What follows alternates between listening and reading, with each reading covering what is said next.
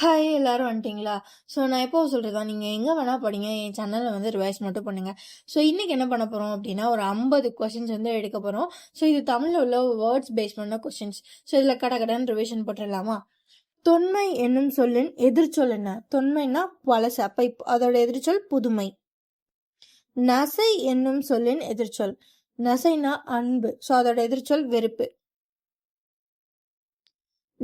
நல்லூல் என்னும் சொல்லின் எதிர்ச்சொல். நல்லூல்னா அதோட எதிர்ச்சொல் அல்லூல். நன்கொடை என்னும் சொல்லின் எதிர்ச்சொல். ஸோ நன்கொடை அதோட எதிர்ச்சொல் என்ன? கைமாறு. நுண்ணறிவு என்னும் சொல்லின் எதிர்ச்சொல். நுண்ணறிவுனா ரொம்ப ஷார்ப்பான அறிவு. அப்போ மங்கிய அறிவு. நூலறிவு என்னும் சொல்லின் எதிர்ச்சொல். நூலறிவுனா நம்ம படிச்சு கத்துக்கிறது. அதுக்கு எதிர்ச்சொல்னா நம்ம அனுபவப்பட்டு கத்துக்கிறது. அனுபவ அறிவு. பிரதின்கிழமை என்னும் சொல்லின் எதிர்ச்சொல். தற்கிழமை. பீடு என்னும் சொல்லின் எதிர்ச்சொல். கேடு. புல்லறிவு என்னும் சொல்லின் எதிர்ச்சொல் என்ன? நல்லறிவு. புலமை என்னும் சொல்லின் எதிர்ச்சொல் பேதமை.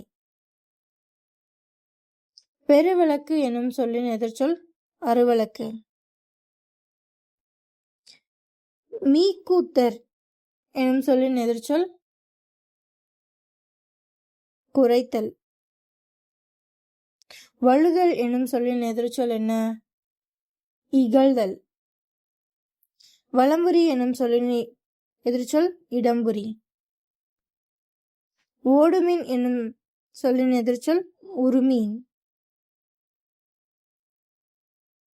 ஒருவுக என்னும் சொல்லின் எதிர்ச்சொல் மருவுக. இருத்தல் என்னும் சொல்லின் எதிர்ச்சொல் ஈதல். முச்சங்கங்கள் ஆதரித்த அரசர்களில் பொருந்தாதவையை கண்டறிக. சோ பொருந்தாதவை எது? நின்ற சீர் நெடுமாறன். 10 பாட்டு நூல்களில் பொருந்தாத ஒன்றை கண்டறிக. இதுல எது 10 பாட்டு நூல்ல பொருந்தாதது? பதிற்று 10. 10 பாட்டு நூல்களின் ஆசிரியர்களை பொருந்தாதவையை கண்டறிக. யார் இதுல வரமாட்டா? கூடலூர் கிழார் இதுல வரமாட்டாரு. அகநூல்களில் பொருந்தாத ஒன்றை கண்டறிக. பொருந்தாதவை எது வரும்? அகநூல்னு சொல்லியாச்சு. அப்ப புறநானூறு தான் பொருந்தாதவை. ஏன்னா அது ஒரு புறநூல். புறநூல்களில் பொருந்தாத ஒன்றை கண்டறிக. ஸோ புறநூல்ல எது பொருந்தாது? கார் 40 அது அகநூல்கள்ல வரும்.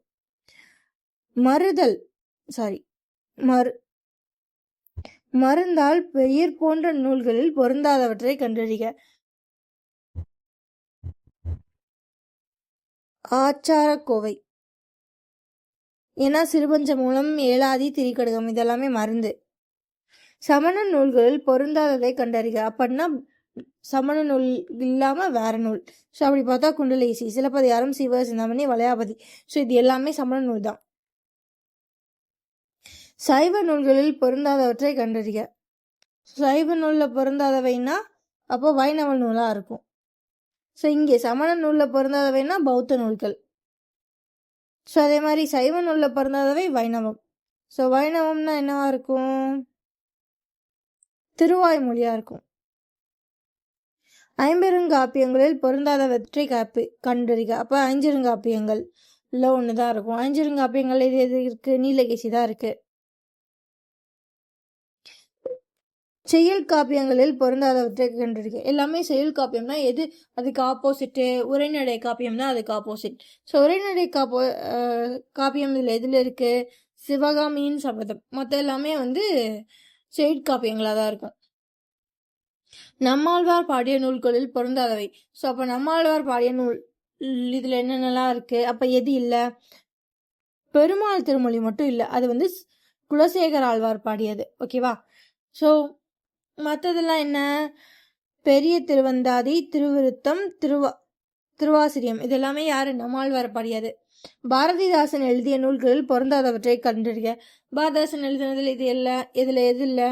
மலரும் மனமும் இல்லை. அது யார் எழுதியது? BS ராமையா எழுதியது. ராமாயண பக்தர்களுக்கு ராமாயண பாத்திரங்களுள் பொருந்தாததை கண்டறிக. அப்ப யாரு மகாபாரத பாத்திரம் இங்க யாராவது வராங்க? ஸோ கர்ணன், விகர்ணன், கும்பகர்ணன், அஸ்வத்தாமன். ஸோ இதுல யார் வரா? ஸோ இப்போ ராமாயணத்துல யார் யார் வருவா? ராமாயணத்துல விகர்ணன் வருவான், கும்பகர்ணன் வருவான்.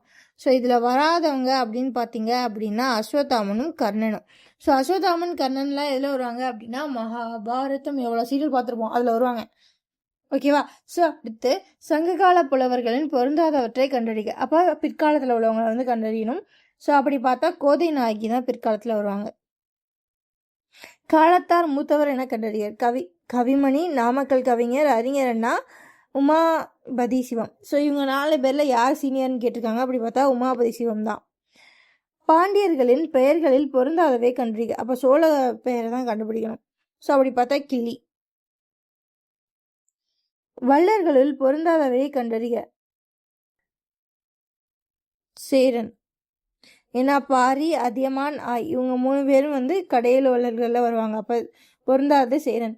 நிலத்தில் வாழ்வனவற்றில் பொருந்தாதவை கண்டறிக. அப்போ ஆமைதானே. பறக்கும் பறவைகளில் பொருந்தாதவை கண்டறிக. ஸோ பறக்கும் பறவைகளில் கழுகு, நெருப்பு, கொலி, கிவி தான் சிவியாயிடுச்சு. So kiwi. உணர்வுள்ளவற்றில் பொருந்தாதவை கண்டறிக. ஊர்வனவற்றுள். வர என் தமிழ் மட்டும் மாட்டே இருக்கு, நான் அதை திருத்திக்கிறேன். ஸோ அப்போது பாம்பு, பல்லி, எறும்பு எல்லாமே ஊறும். அப்போ ஆப்ஷன் பி எலிதான். பாலூட்டிகளில் பொருந்தாதவை கண்டறிக.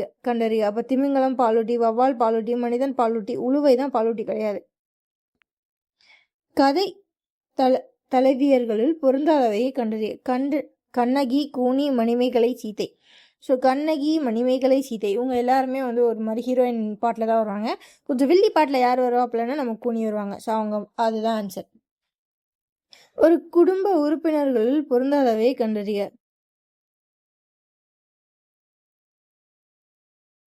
மருமகன். ஏன்னா இது தாய், மகள், மருமகள் 3மே லேடிஸா இருக்கா. மருமகன் வந்தா ஆப்போசிட் ஜெண்டர். விலங்கின ஒழுங்கியல் ஒலிகளில் பொருந்தாததை கண்டுபிடிக்க. விலங்கினத்தோட ஒலிகளில் பொருந்தாததை கண்டுபிடிக்கணும். அப்போ ஆப்ஷன் டி கரையும். காக்கா தான் கரையும். அது பறவை இனத்துல வருது. வாடிக்கை என்ற பிளமொழி சொல் இணையான தமிழ் சொல். வாடிக்கைக்கு இணையான தமிழ் சொல் என்னது? வழக்கம். எந்த வேற்றுமை உருபிற்கு பின் வல்லினம் மிகும்? 2ஆம் வேற்றுமை உருபுக்கு பின்னாடி வல்லினம் மிகும். குழந்தையை கண்டேன். இதில் வல்லினம் மிக காரணம் என்ன? ஏன்னா அதுல 2ஆம் வேற்றுமை உருபு இருக்கு. கல்லூரிக்கு போனால்.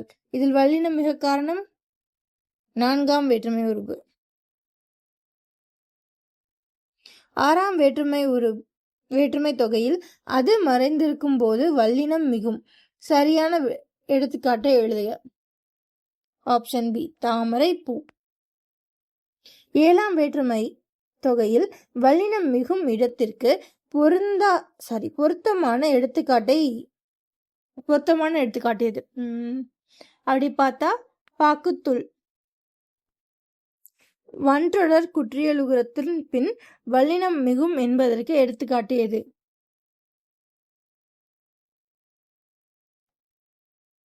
பாக்குத்துள்.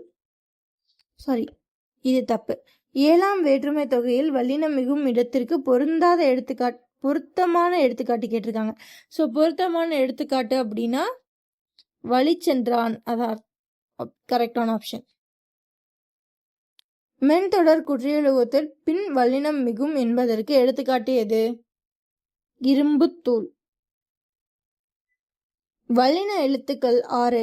அவற்றில் மொழிக்கு முதலில் வர இயலாத 2 எழுத்துக்கள் எவை? இட்டு, இரு. ஸோ அவ்வளோதாங்க. ஒரு 8 நிமிஷம் 9 நிமிஷம் ஆயிருக்கு. இந்த 9 நிமிஷத்துல நம்ம 50 கொஸ்டின்ஸ் ரிவைஸ் பண்ணிட்டோம். ஸோ இந்த மாதிரி என் சேனலை சப்ஸ்கிரைப் பண்ணீங்க அப்படின்னா நம்ம நிறையா சப்ஜெக்ட்ஸ்ல ரிவிஷன்ஸ் எல்லாம் பண்ணலாம். மேத்ஸ் கொஸ்டின்ஸ் எல்லாம் சால்வ் பண்ணலாம். கரண்ட் அஃபேர்ஸ் எல்லாம் பார்க்கலாம். Thank you guys. பாய்.